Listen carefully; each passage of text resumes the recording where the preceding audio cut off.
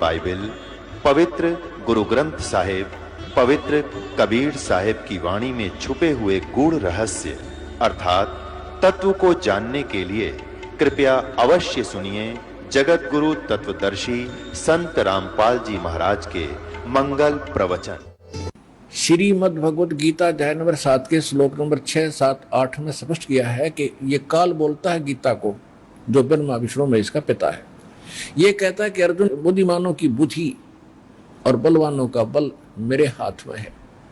जब चाहे switch on कर दूं इनकी बुद्धि का और जब चाहे ऑफ कर दूं। जैसे महाभारत के अंदर अर्जुन को ताकत दे दी और लाखों लोगों का नाश कर दिया उस काल से प्राप्त शक्ति से, और फिर वही अर्जुन जब श्री कृष्ण जी का निधन हो गया था, हत्या हो गई थी और सारे यादव आपस में लड़ मरे थे, उनकी पत्नियों को लेकर आ रहा था। रास्ते में जंगली लोगों ने, भीलों ने अर्जुन को पीटा, लूटा, और वही धनुष जिसे महाभारत का युद्ध जीता था वो साथ लिए रहता था उसको, और उस दिन उसके हाथ नहीं उठे, खड़ा खड़ा कांपा वो।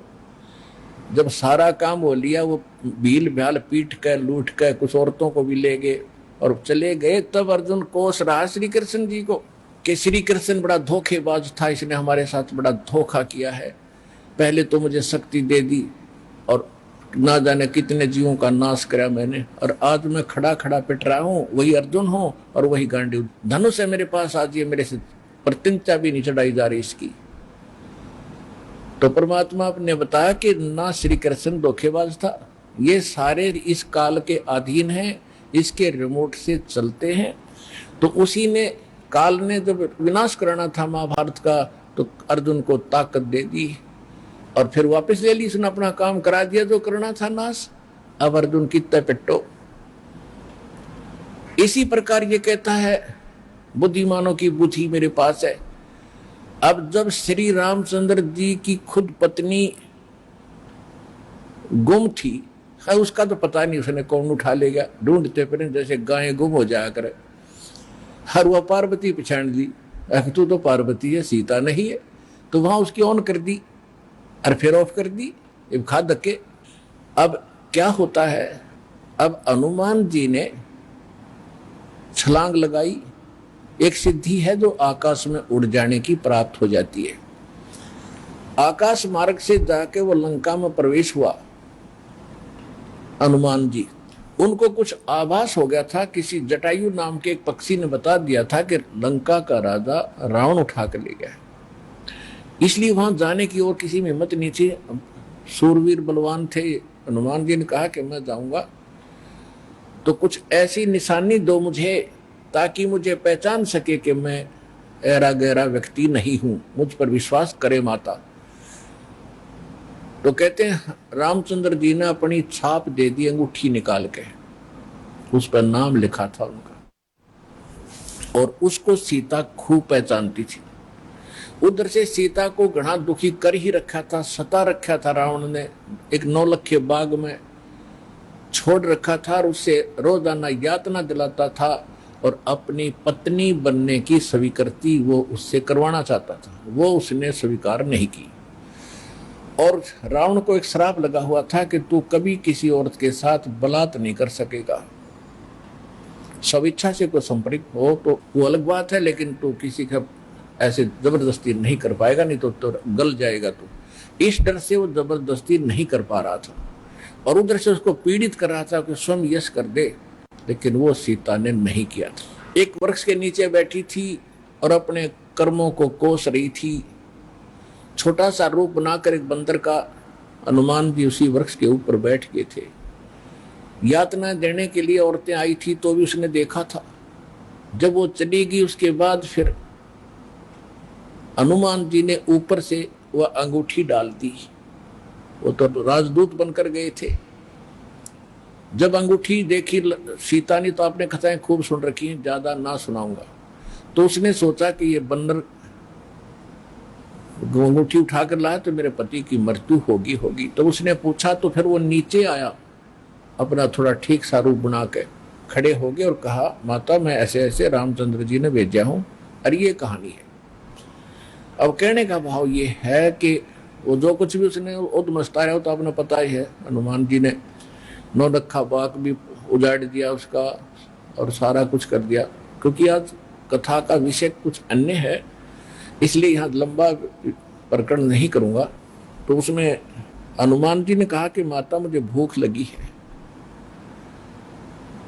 तो उसने कहा इस बाग के किसी वृक्ष के फल को तोड़ के मत खाना भाई, नहीं तो मेरी पिटाई होगी।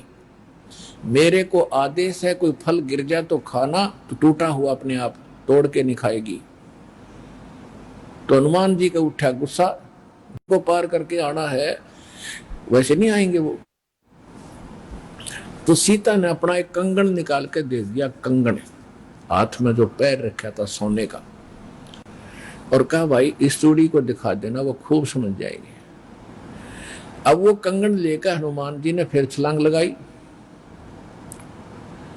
उस दिन वो ऐसे स्थान पर आके उतरा जहां पर एक ऋषि की कुटिया थी। वो ऋषि कौन थे? मुनिंद्र ऋषि स्वयं परमेश्वर थे।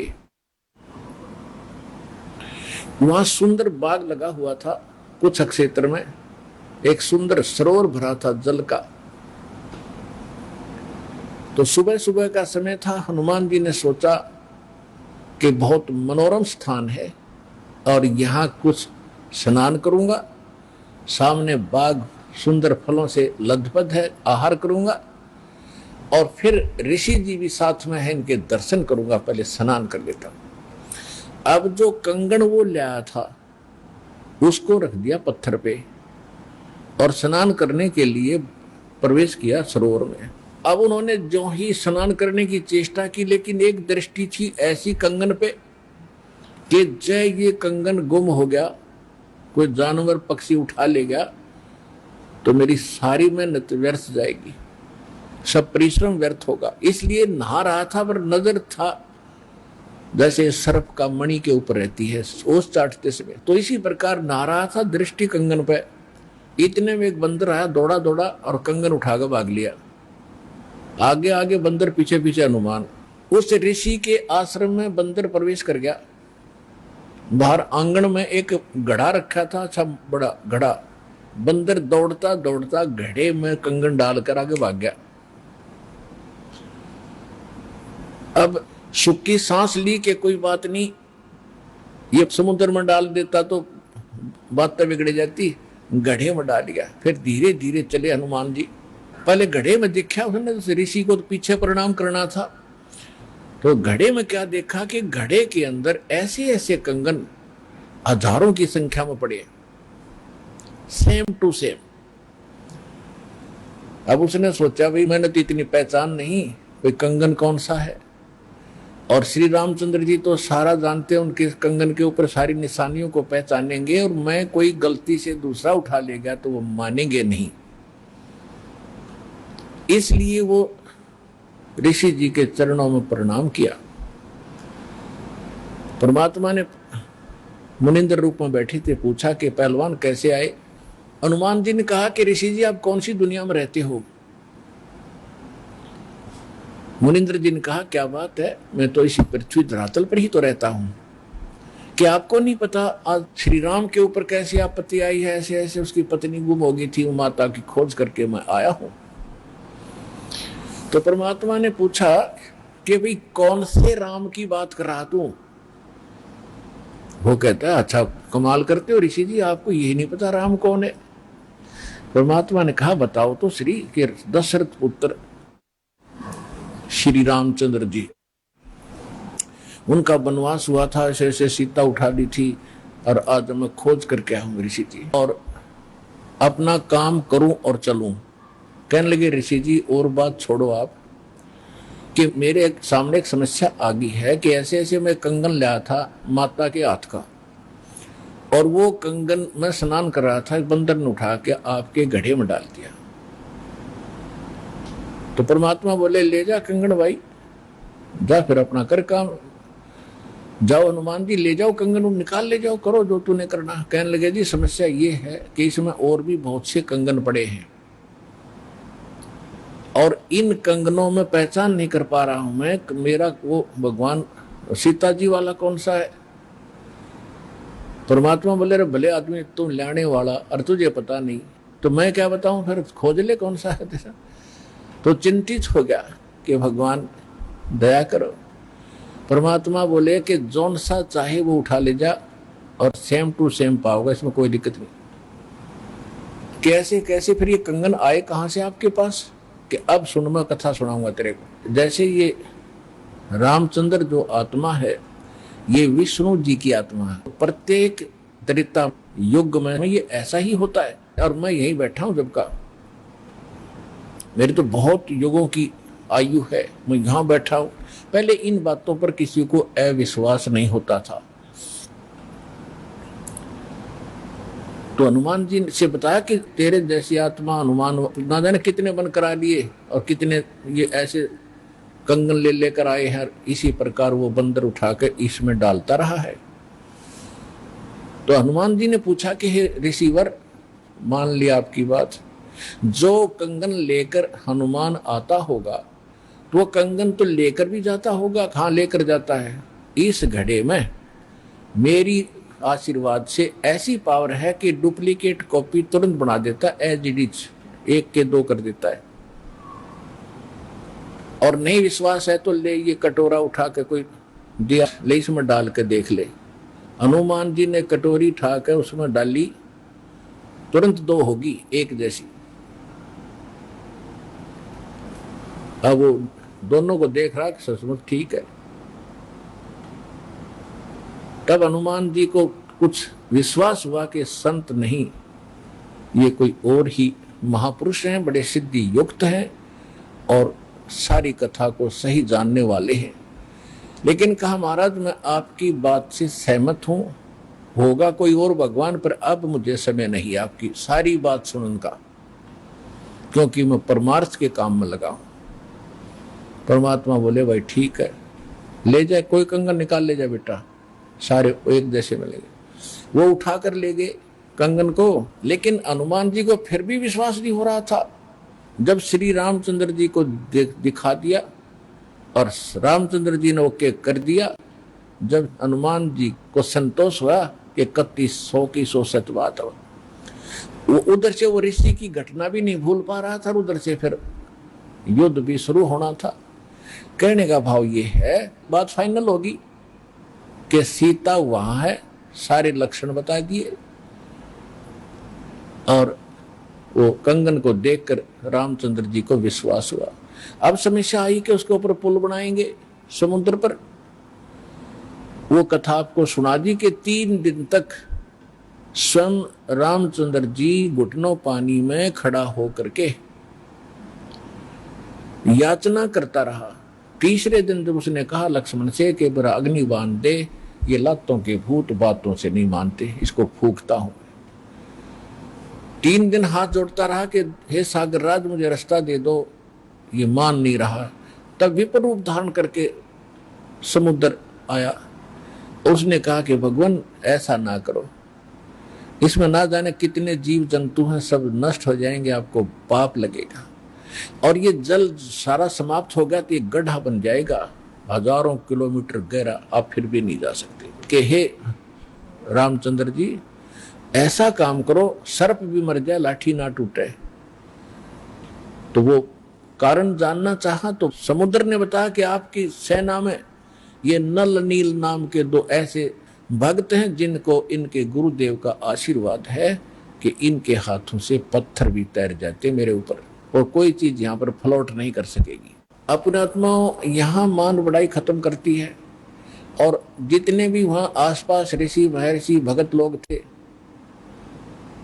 वो विष्णु पुजारी होते ही थे उस टाइम। तो सब ने पता चला कि विष्णु के अवतार श्री राम आए हैं, श्री राम की पत्नी उठा ली गई है, पता चल गया है वो रावण के यहाँ है, उसके ऊपर। तो नल और नील ये भगत सारे पहुंच गए सेना में, क्योंकि भगत तो हेल्प करें, दुखी ऐसा है कि, तो वो भी सेना में खड़ा पाया आगे दोनों। तो उनको बुलाया गया। रामचंद्र जी ने कहा भी नल नील कौन है, वो आगे आए।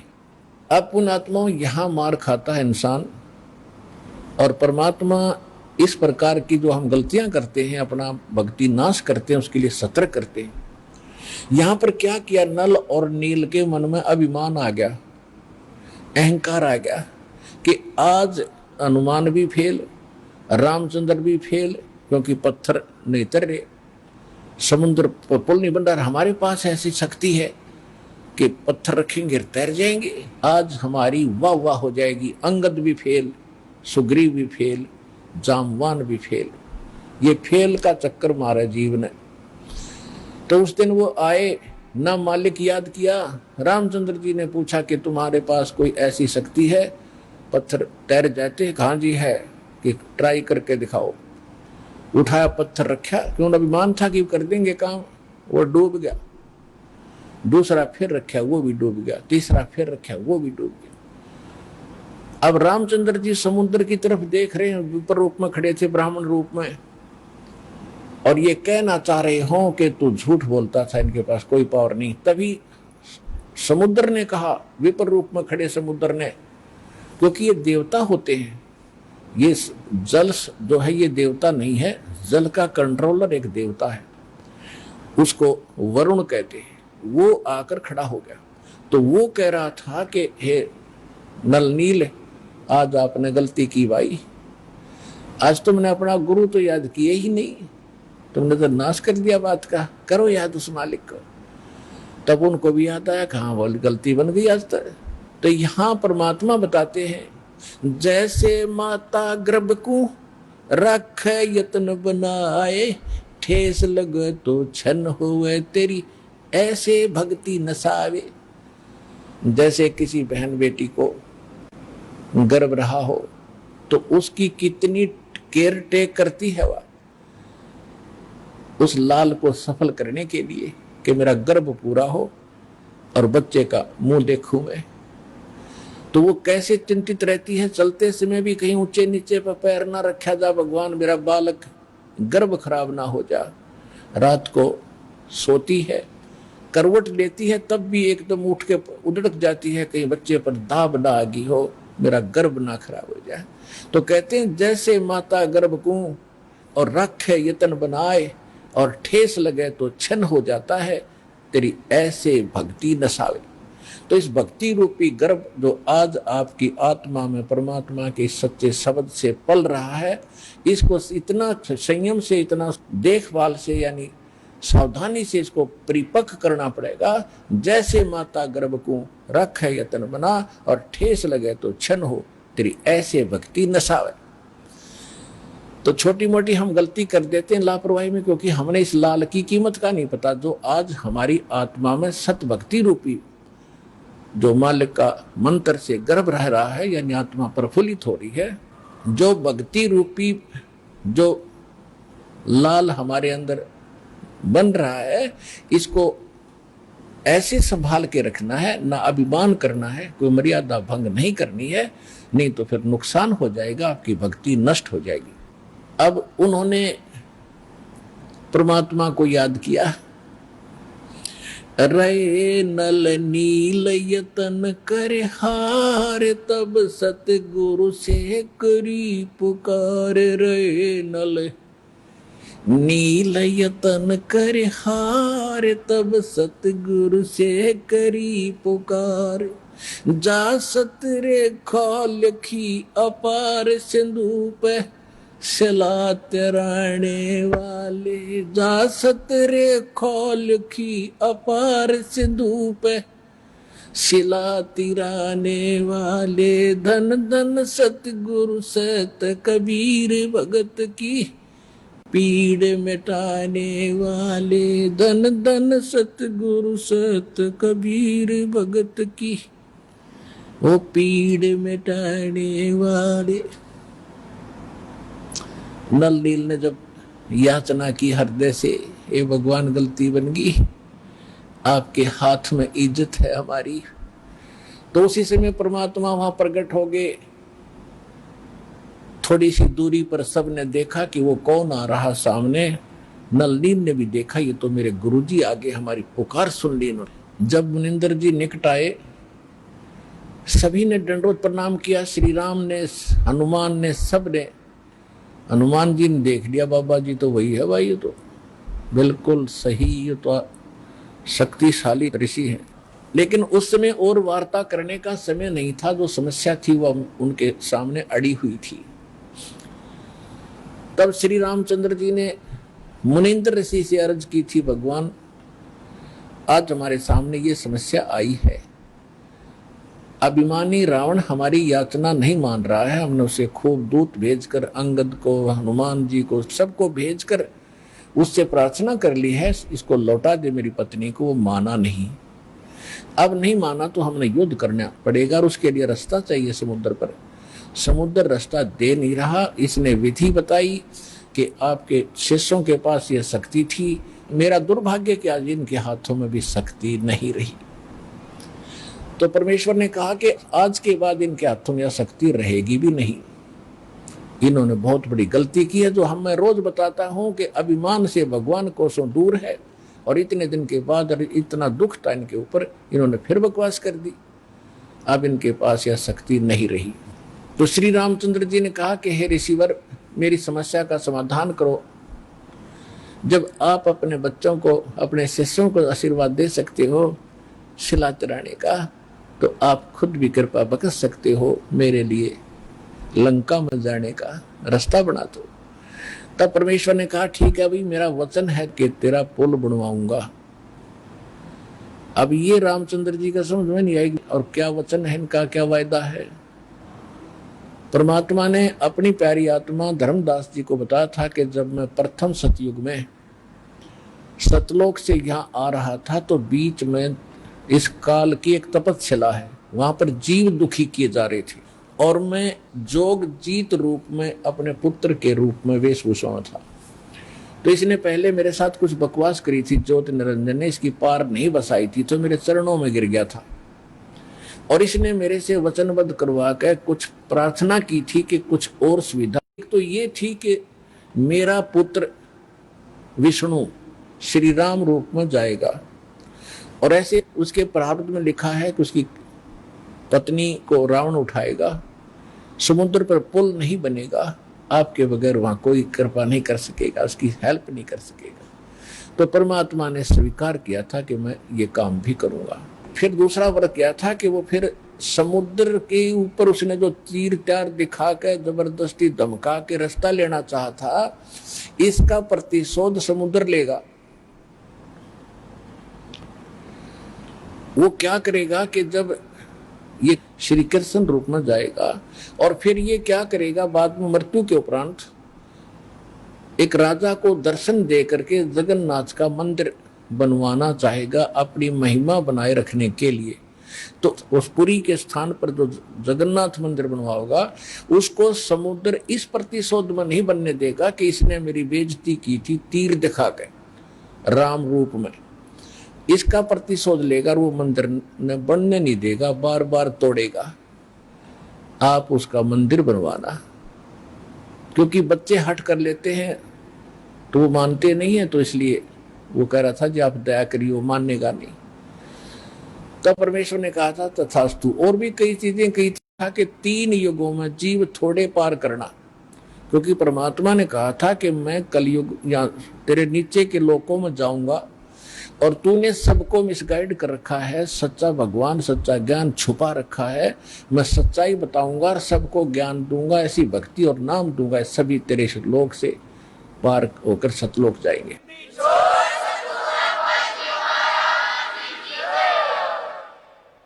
तो इस बात से वो बहुत दुखी हो गया कि तू मेरा नाश करेगा, मेरे बाग को उजाड़ेगा, क्योंकि काल ने हमारे को मिसगाइड करके, धोखा करके, मूर्ख बना के, विवश करके, और इस कच्ची बेड़ियों से बांध रखा है। ये शरीर दे दिया, इसमें हाड़ चाम मांस सारा भरा पड़ा है, और हमने इतना प्यारा लगा है ये छूट नहीं जा। परमात्मा कहते इतना बढ़िया शरीर दूंगा, वहां जाकर ना नाड़ी होगी, ना नस होगी, ना कोई बीमारी, ना हारी, ना कोई बीपी हाई, ना लो होगा। तो वो हमने पता ही नहीं था कोई ऐसा भी स्थान है जहां ऐसा सुख है। तो परमात्मा ने कहा था तेने क्या हाल कर रखा है बच्चों का सारा, कोई गधा बना दिया, कोई कुत्ता बना दिया, और जो मनुष्य वो कौन से सुखी हैं, उनको ऐसा ज्ञान दूंगा और ऐसा मंत्र दूंगा, वो यहाँ भी सुखी होंगे, मेरे साथ सतलोक जाएंगे।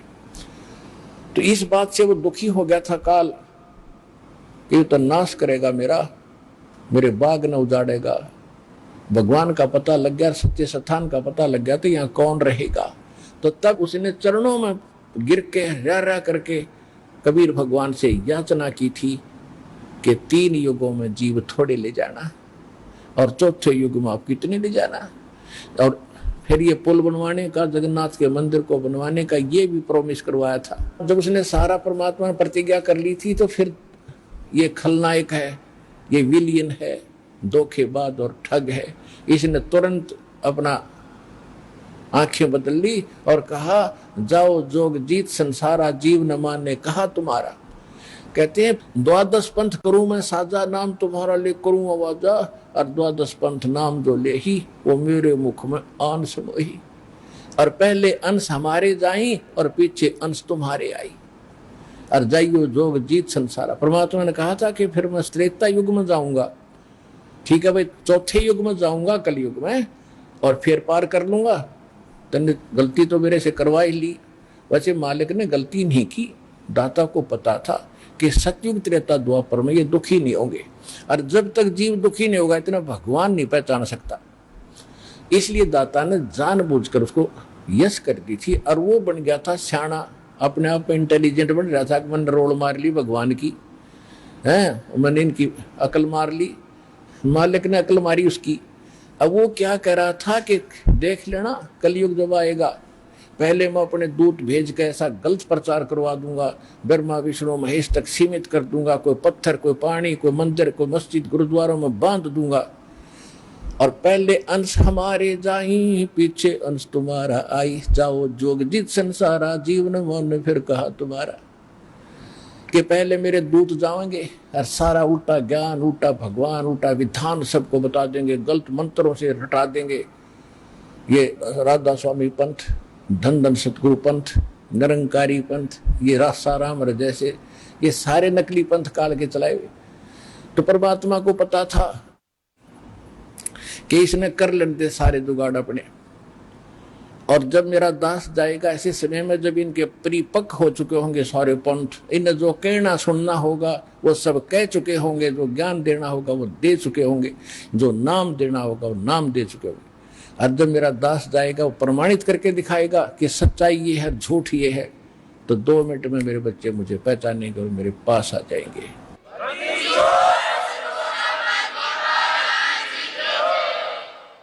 परमेश्वर ने कहा था कि चौथा युग जब कलयुग आई तब हम अपना अंश पठाई, और घर घर देखो बोध विचारा, और सत नाम सब ठोर उचारा। तो इस प्रकार परमात्मा ने जो बताया था कि चौथा युग जब आएगा और कलयुग बीतते 5500 पाचा, जब ये वचन मेरा होगा साचा।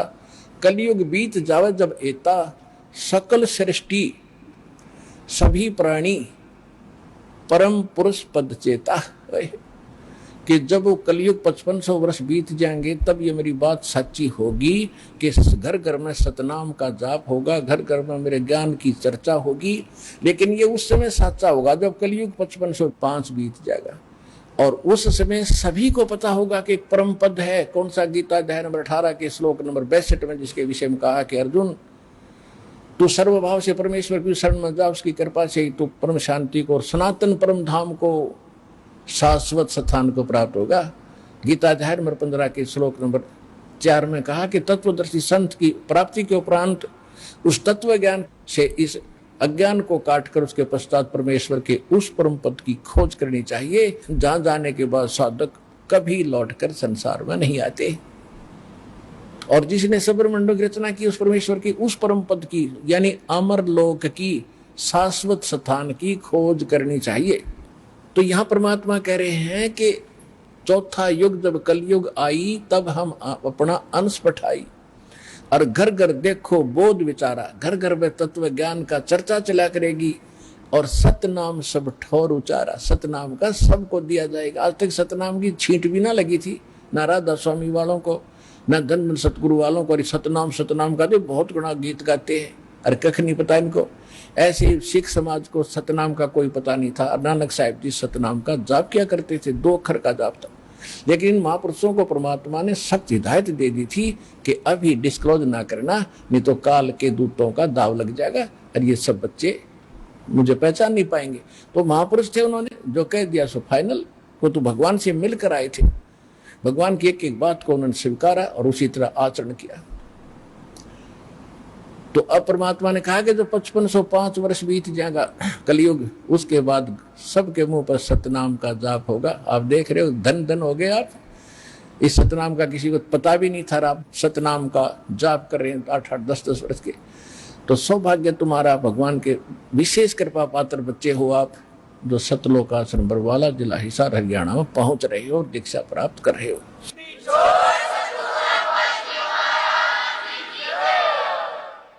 अब प्रसंग आया है कि परमेश्वर ने कहा था कि मैंने तेरे बाप से वचन कर रखा है, इसलिए मैंने आना पड़ा और ये पुल बनवाऊंगा मैं।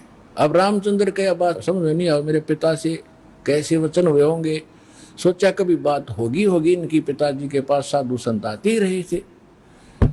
तो परमेश्वर एक सोटी ले रहे थे हाथ में, डंडा, और परमात्मा ने कहा कि आ जाओ मेरे साथ साथ, इस पहाड़ के चारों तरफ एक चक्कर लगाता हूं। निशान लगा दी रेखा कि एक बहुत बड़ा पहाड़ था, उसके चारों तरफ का एक लाइन खींचा है रेखा, परमात्मा एक रेखा खींच दी डंडी से कि इसके बीच बीच के पत्थर मैंने हल्के कर दिए, फ्लोटिंग कर दिए, और इनको उठाओ और फोड़ो, तराशो और पुल बनाओ। नल और नील को फिर भी सेवा दे दी कि ये राज मिस्त्री रहे हैं और इनको पत्थर तराश के सेट करना आता, इसकी मदद लेना, और नल नील सहायता करना इस परोपकार में। तो नल नील ने वो राज का काम कराया था उनमें, उनको तराश तरूस के एक दूसरे में फंसा दिया ताकि वो अड़े रहे। लेकिन आशीर्वाद कबीर भगवान मुनिंद्र जी का था, जिससे पत्थर तिरे थे और लंका पर चढ़ाई करने के लिए समुद्र पर पुल बना था। धन धन सत्य गुरु सत्य कबीर भगत की, पीड़ मिटाने वाले। धन धन सत्य गुरु सत्य कबीर भगत की, पीड़ मिटाने वाले भक्त की, पीड़ मिटाने वाले भक्त की, पीड़ मिटाने वाले। धन धन सतगुरु सत कबीर भगत की, पीड़ मिटाने वाले। रहे नल नील यतन कर हार, तब सतगुरु से करी पुकार। रहे नल नील यतन कर हार, तब सतगुरु से करी पुकार। जा सत रेखा लिखी अपार सिंधु पे, शिला तिराने वाले।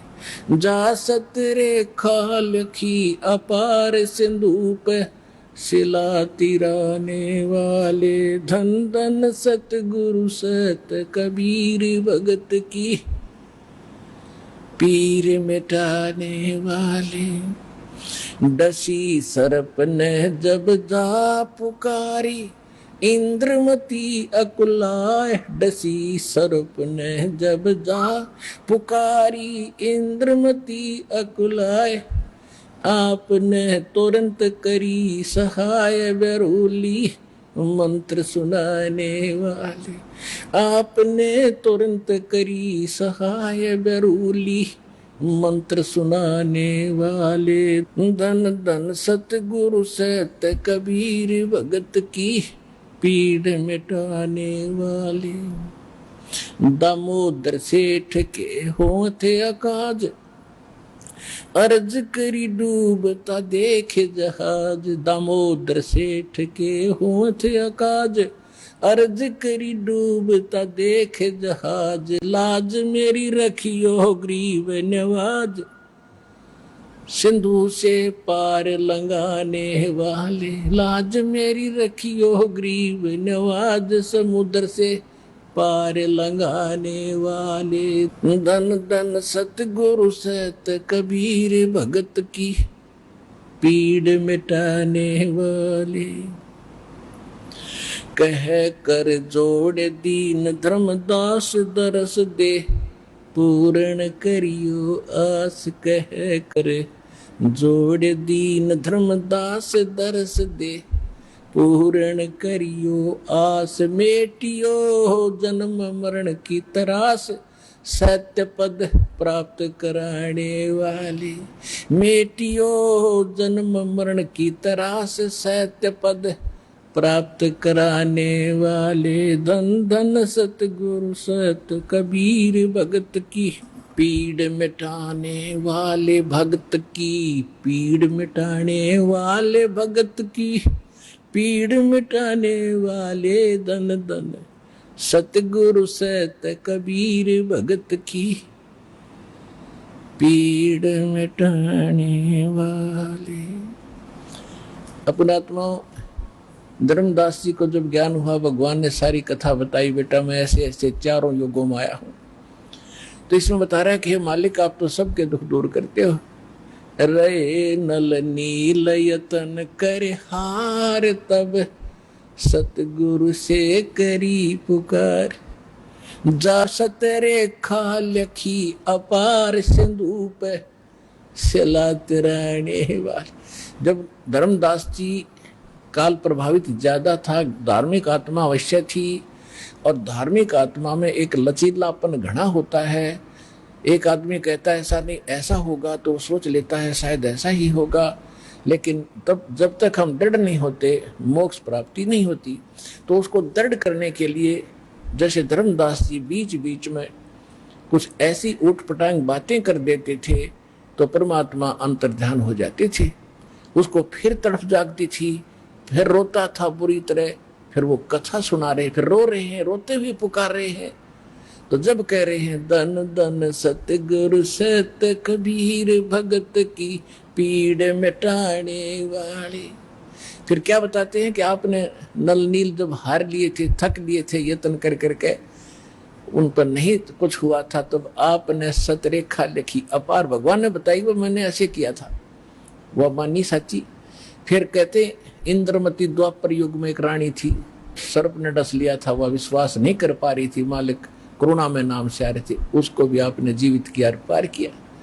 और फिर एक दामोदर नाम का सेठ था, व्यापार करता था जहाजों से, भगवान का नाम लिया, उसके बाद उस पर आपत्ति आई, जहाज डूबने लगा, उसने हृदय से पुकारा मालिक को, कबीर साहब ने उसका जहाज नौका ने ऊपर कर दिया, डूबने वाला था।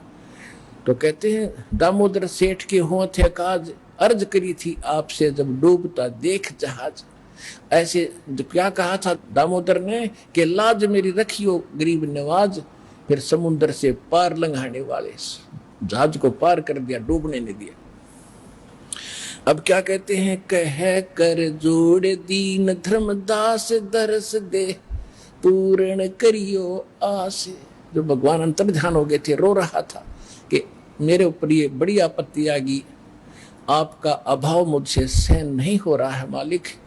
कह कर जोड़ दीन धर्मदास दरस दे, पूर्ण करियो आस। मेटियो जन्म मरण की तरास, सत्य पद प्राप्त कराने वाले।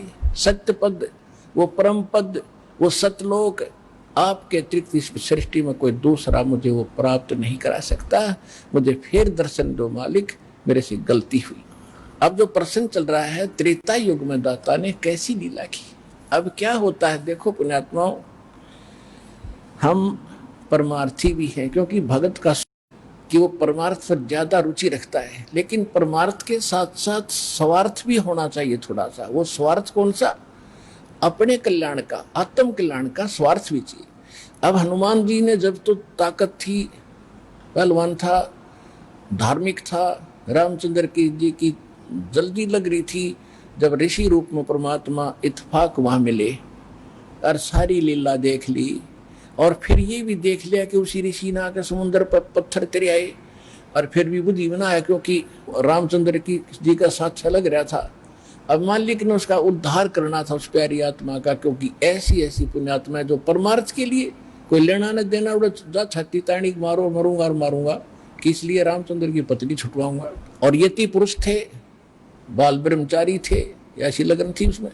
तो कहने का भाव ये था कि फिर इस खुशी में कि रामचंद्र जी के साथ धाम जाऊंगा, वहां मेरी इज्जत होया करेगी। अब वो तो श्रद्धालु था, समर्पित था भगवान के लिए, लेकिन गलती यह लग रही थी, रामचंद्र ने परमात्मा पूर्ण मान बैठा था। अब आपने खूब कथा का पता है कि जब घरजाली और रानी बन गई, फिर उसने सबको इनाम दे रही थी। उसी लाइन में हनुमान भी खड़ा था, क्योंकि उन्हें बड़ी योगदान था, तो हनुमान जी को सच्चे मोती दे दिए। ये क्यों फोड़ डाले? उसने ये कहा कि मैं इसमें ये देख रहा था, इन मोतियों में कहीं राम का नाम है तो मेरे काम है, नहीं तो मेरे काम नहीं है। हनुमान जी का ठेस लगी और उठा कर अपना लंगोट जा बैठा पहाड़ पे। अब बैठा एकला, यहां संसारिक परमार्थ करने से उसको क्या मिला? ये लोग इतना ही देते हैं। जब हम भगवान की शरण में होंगे और फिर परमार्थ करेंगे, परमात्मा हमारे साथ होगा, उस परमार्थ का फल अलग होगा। जब तक आप मनमुखी मंड रहे, किसी की सहारा ला दिया, किसी का उसको सहायता कर दी, वो तो फिर आपको कर देगा अगले जन्म में, वो भी अच्छी बात है, लेकिन वो रिजल्ट लास्ट में नल ही होगा जो आपके समक्ष है। आप कथाएं खूब पढ़ते रहे हो। अब बैठा भगत एकला, वृद्ध हो गया शरीर, एक पहाड़ पे। परमात्मा गए वहां पर, तब अन्य रूप बना लिया परमात्मा ने, अन्य रूप, और जाके कहा भी राम राम, अंजनी के पवन पुत्र राम राम। राम राम महाराज जी, आ जाओ, बैठो। बैठ गया। भाई कैसे हो, कौन है, क्या नाम है? तूने बता भाई, मेरा नाम तो कोई है नहीं, मैं तो ऐसे भटक रहा हूँ और परमात्मा की खोज में लगा हुआ हूँ, ऐसे ऐसे मुझे, आप भगत आदमी हो, आपसे दो चर्चा करने यहाँ बैठ जाता हूँ, थोड़ी देर राम नाम की चर्चा कर लूँ। करो करो। कल तक हनुमान जी ने गुण गाए कि 3 लोग के भगवान आ रहे, दशरथ के पुत्र घर में, रामचंद्र नाम उनका। परमात्मा बोले फिर भगवान ने आप क्यों छोड़ा है? वैसा बढ़िया राम था तो तेरा, तो भगवान के लिए तो भटक रहा है, और भगवान ने छोड़ा अयोध्या में, तो बैठा पहाड़ पे, फिर यह कौन सी समझदारी तेरी? अब हनुमान जी ने सोचा भाई बात तो बाबा जी ने काटेगी कही। कहने लगा भाई, जिसको भगवान मान बैठे राम नहीं है, ये तो नाम रामचंद्र है इसका। राम तो कोई और है जो सुप्रीम पावर है, उसका भेद मेरे पास है। इस राम तो पता नहीं कितने मर लिए। तब उसने कहा कि ये बात एक बाबा जी और क्या था मुझे ऋषि जी वहां पर। तब परमात्मा ने वो रूप बनाया कि भाई मैं हूं वही, तेरे लिए भटक रहा हूं प्यारी आत्मा। चरणों में शीश रख दिया हनुमान जी ने कि महाराज जी मुझे ज्ञान बता दो। परमात्मा बोले अब थक लिया तू संसार से, देख लिया तेने क्या उपकार किया, तुझे क्या मिला वहां से, और उनको क्या मिलेगा वो फिर बता दूंगा, अब तेरे जचे को नहीं। वो क्यों उसका जूते लाग लिए वहां से। तुमने बोला महाराज वह सच्चा ज्ञान बताओ, मैं सारी सुनूंगा।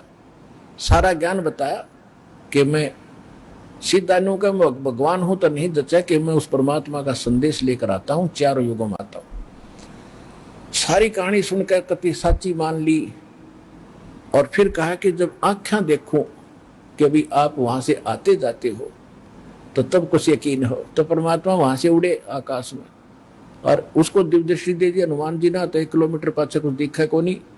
हनुमान जी देख रहे यहाँ से बैठे, वो ज्वालिए सारे लोग दिखे, राम कृष्ण नर के नीचे रह गए, और वो पहुंच गए सतलोक में, वहां तक देख रहा है। फिर कहा कि महाराज वापस आ जाओ, मेरा पूरा विश्वास हो गया। तो वापस आ गए। तब हनुमान जी ने नाम लिया उस परम पिता से, तब उस आत्मा का कल्याण हुआ। पुण्यात्माओं, ये है सत्यनारायण कथा।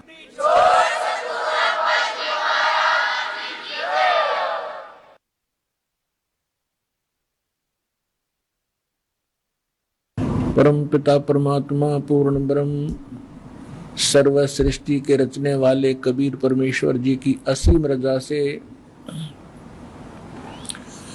आप सभी परमात्मा की प्यारी आत्माएं परमेश्वर की महिमा सुनने के लिए उपस्थित हुए। सत्संग में आने से इस प्राणी को ज्ञान होता है कि मानव शरीर हमें किस लिए प्राप्त हुआ था। और हम इसका कितना सदुपयोग और कितना दुरुपयोग कर रहे थे। तो सत्संग का मिलना अति दुर्लभ है। परमेश्वर ने अपनी अमृतवाणी में कहा है कि मानुष जन्म दुर्लभ है, मिले न बारंबार, तरवर से पत्ता टूट गिरे फिर बोर न लगता डर। परमेश्वर ने कहा है कि ये मनुष्य जीवन बहुत ही दुर्लभ है और आपके हाथ से छूट जाने के बाद मृत्यु के उपरांत आपकी ऐसी दशा होगी जैसे वृक्ष से लीप पत्ता टूट के गिर जाता है जमीन पर, वो पुनः स्थापित उस यथा स्थान पर नहीं हो पाता। भावार्थ है परमात्मा का कहने का कि मनुष्य जीवन मिला है तो इसका काम भी कोई विशेष कार्य है।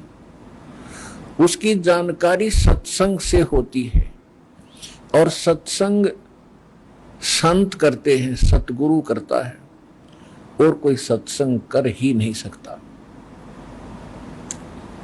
उसके लिए श्रीमद् भगवत गीता अध्याय नंबर 7 के श्लोक नंबर 19 में कहा है कि बहुनाम जन्मानाम अंते ज्ञानवान माम परपदते। क्योंकि 7वें अध्याय में श्रीमद् भगवत गीता के अंदर प्रथम 12 से लेकर 15 श्लोकों में तो तीनों गुण रजगुण ब्रह्मा सतगुण विष्णु सत्य करते हैं, उनकी स्थिति बताई है। उसके विषय में कहा कि राक्षस स्वभाव को धारण किए हुए मनुष्यों में नीच दूषित कर्म करने वाले मूर्ख गीता ज्ञानदाता कहता है कि मेरी भक्ति भी नहीं करते। ये तो इन ब्रह्मा विष्णु महेश अन्य देवताओं तक इनकी बुद्धि दृढ़ हो चुकी है। उसके बाद 7वें अध्याय के 16 से लेकर 18 तक अपनी भक्ति करने वालों की वैरायटी बताई है, प्रकार बताए हैं। उसमें बताया है कि मेरी भक्ति 4 प्रकार के व्यक्ति करते हैं।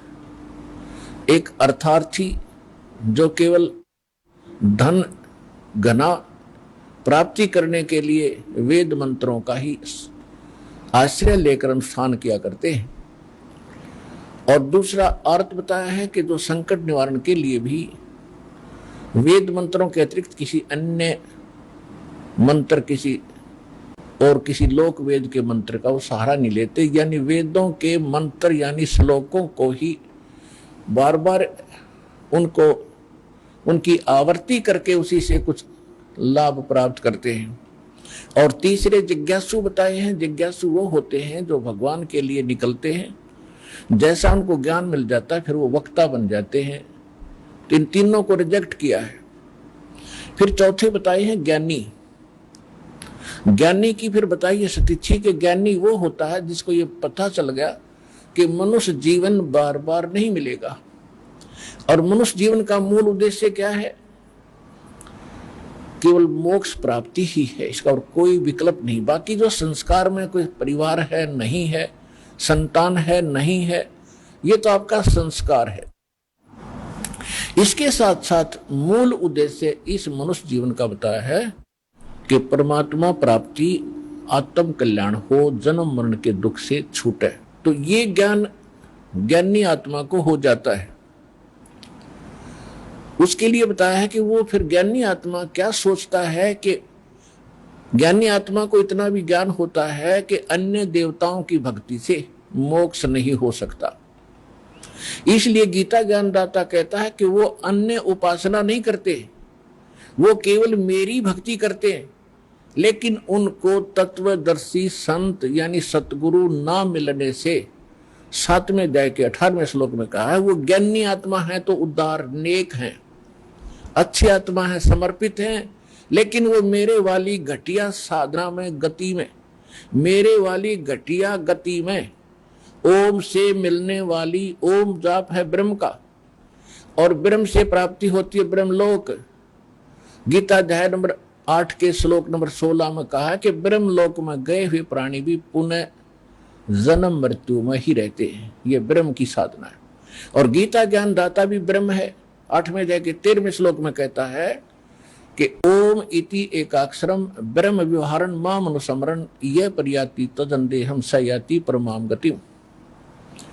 मुझ ब्रह्म का केवल एक ओम मंत्र है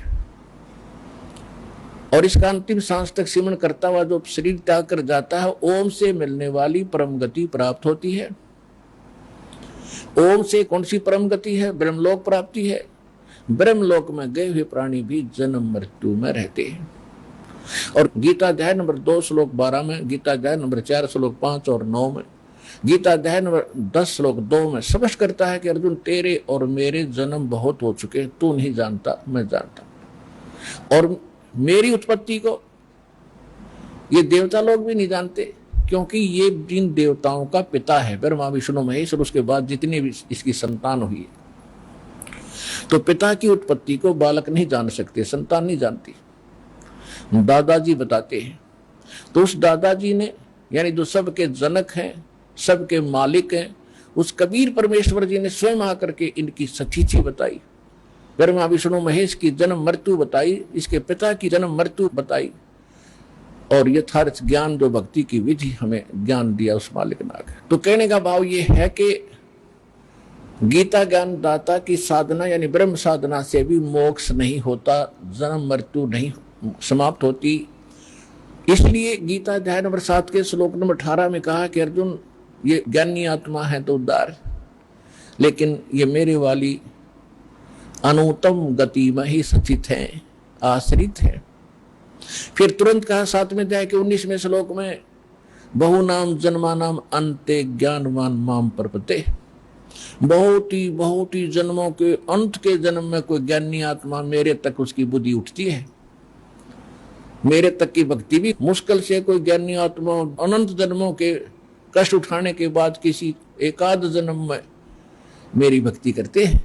आइए अब हम उन श्रद्धालुओं के अनुभव जानते हैं जो जगत गुरु तत्वदर्शी संत रामपाल जी महाराज जी से दीक्षा प्राप्त कर चुके हैं तथा उनके द्वारा बताए गए भक्ति मार्ग पर चल रहे हैं। नमस्कार सर। सच्चाई जी। सर क्या नाम है आपका? रवि सिंह। सर कहाँ से हैं आप? गांव हाजीपुर, तहसील नारनौल, जिला मेंदगढ़, हरियाणा से। सर संत रामपाल जी महाराज से नाम दीक्षा आपने कब ली? 7 अगस्त 2017 को।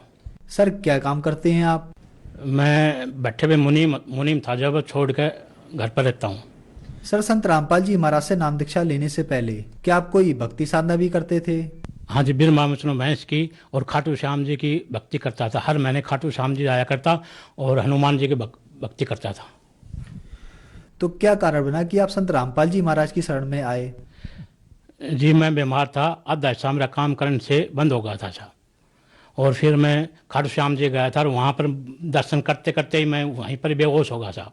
याददाश्ती चली गई, आधा हिस्सा काम करने से बंद होगा। फिर मैं मेरे लड़की ने और जवाई ने संत रामपाल जी महाराज जी का नाम ले रखा था, वो फिर मेरे को वहाँ ले गए रेवाड़ी और नाम दीक्षा दिलाई। सर संत रामपाल जी महाराज से नाम दीक्षा लेने के बाद क्या आपको कोई लाभ भी प्राप्त हुए? हाँ जी, लाभ हुए सी। मेरे पैरालाइज हो गया, आधा हिस्सा काम नहीं करता था। मेरा लड़का है रेलवे में, उसका भी आधा हिस्सा काम नहीं करता था, वो मुंबई अस्पताल में था, मैं जयपुर अस्पताल में था। हम दोनों, मेरे घरवाली बीमार थी, उसका आधा हिस्सा उसका काम नहीं करता था। हम बहुत दुखी थे साहब। और फिर ये मेरा पूरा परिवार ही पैरालाइज था, पूरे परिवार में ये बीमारी थी साहब। जब से संत रामपाल जी महाराज से नाम दीक्षा लिया तो आज हम सब ठीक है। और मेरे लड़की ने, जवाई ने नाम ले रखा था, उसने मतलब जयपुर अस्पताल में था, मेरे को वहाँ ले गए, रेवाड़ी से वो नाम दीक्षा दिलाई। उसके बाद में मैं ठीक हूँ। और मेरे को क्या नाम, मेरे लड़के ने ज़मीन लेने के लिए रेवाड़ी 8 लाख रुपए दे दिए थे पुलिस वाले के थानेदार को, तो वो ना तो ज़मीन दिया ना हमको प्लाट दिया। और वो फिर मैं सतगुरु रामपाल जी महाराज से ये बताया कि परमात्मा मेरे को तो क्या नाम से ना पैसे मिले ना मेरे को ज़मीन मिल रही, मैं क्या करूं।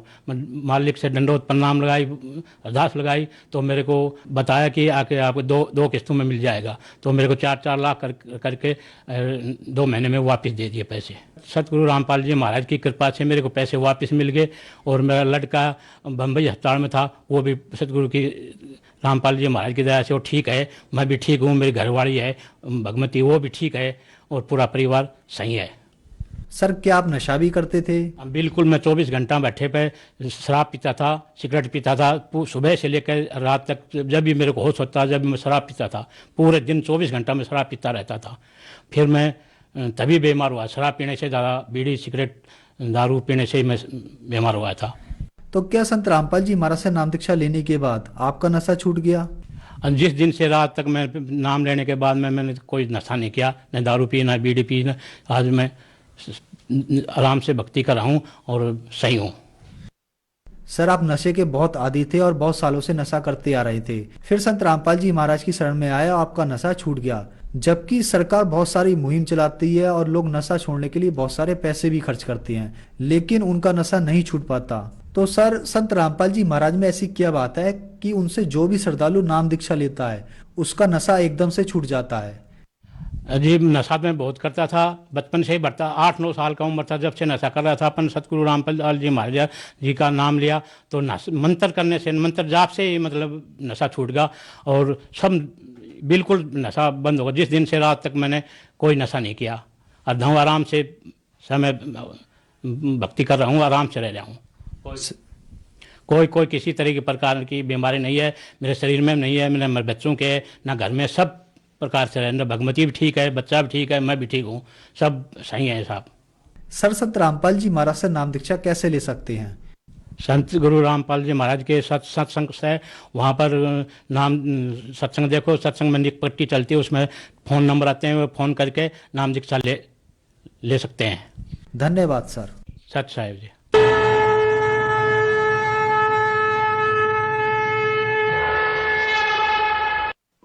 आप सुन रहे थे जगत गुरु तत्वदर्शी संत रामपाल जी महाराज के मंगल प्रवचन।